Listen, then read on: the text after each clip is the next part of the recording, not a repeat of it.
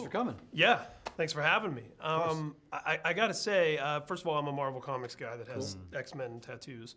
Awesome. Cool. So thanks to some rights issues, you couldn't have Sunfire and Silver Samurai.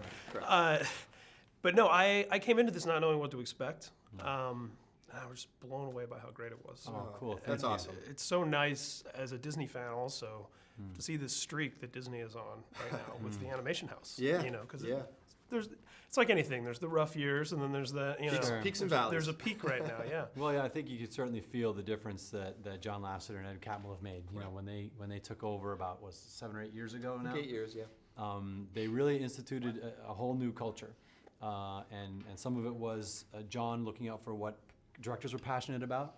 This movie came directly from John's passion for Marvel Comics, and also they created a collaborative environment where everybody has input in everyone else's movie, and as a director you benefit from lots of different points of view as you go through the iteration after iteration of the story through the years of production. Yeah, and I think even more so than a giant action movie or something. Animated films are such a labor of love, and they're gestating for so long, and there's so much behind them that if the movie's not any good, I mean, it just seems like it's harder than anything else. Colossal waste of everybody's time. Right.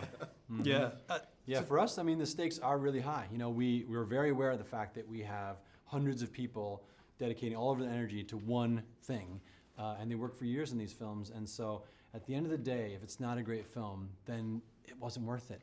So that definitely motivates us to push and make the story better and better. Causes some sleepless nights maybe along the way, but we take it very seriously. We want the crew to be proud of the film, but we also want to honor almost a deal we have with the audience.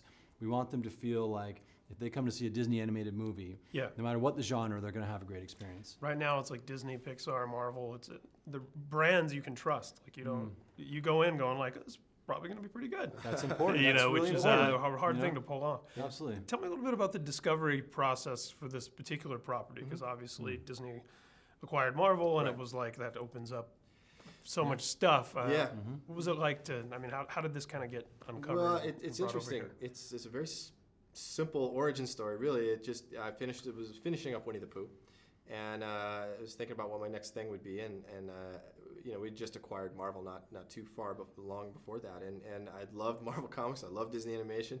I talked to John Lasseter about combining those two loves, and he loved that idea as well. And so I started just making lists and researching actually to find like the perfect set of characters or character to bring over into animation. And I found Big Hero 6, and I'd never read it, but I loved the title. I thought, ooh, that's really intriguing. What is it? And it's Japanese superhero team. Okay, that seems really cool. And then I bought the comics, read them, and was really impressed with just the characters were very fun and appealing.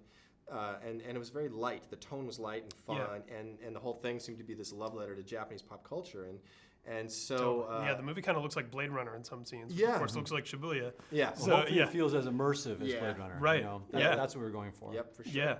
And it's great because there's a lot there on the page, but it's also obscure enough where you're not limited by this. Hey, that's not like the comic book. Right. And we were fortunate that the Marvel guys like Joe Quesada, Jeff Loeb were there from the first pitch to the last screening, and they actually became part of our story trust and gave us notes along the way, just like all the other directors, and kind of became part of the family. So last question. Obviously, a property like this opens itself up to video games and TV shows and the merchandise that's around. Are there other platforms that the two of you personally are interested in? Well, we're in a place where we did just finish the movie, and we just gave everything we had to this show, and so we haven't thought too much about the future and what lies ahead. Having said that, we grow to love these characters, and they become very real to us over the course of making the film. So the idea of spending more time with them someday, is not unappealing. It's very gratifying, actually, because we're both parents, and our kids are now getting to get some of these Big Hero 6 toys, and it's really gratifying seeing them walk around with a character that you created, and they're starting to fall in love. They haven't even seen the movie yet, but they're starting to fall in love with these characters. So there's something really gratifying about that. My 6-year-old daughter Harper has been wearing her Big Hero 6 backpack all day. Cool. And won't take it off. Yep. That's awesome. Well, guys, thanks. Appreciate it. Thank you.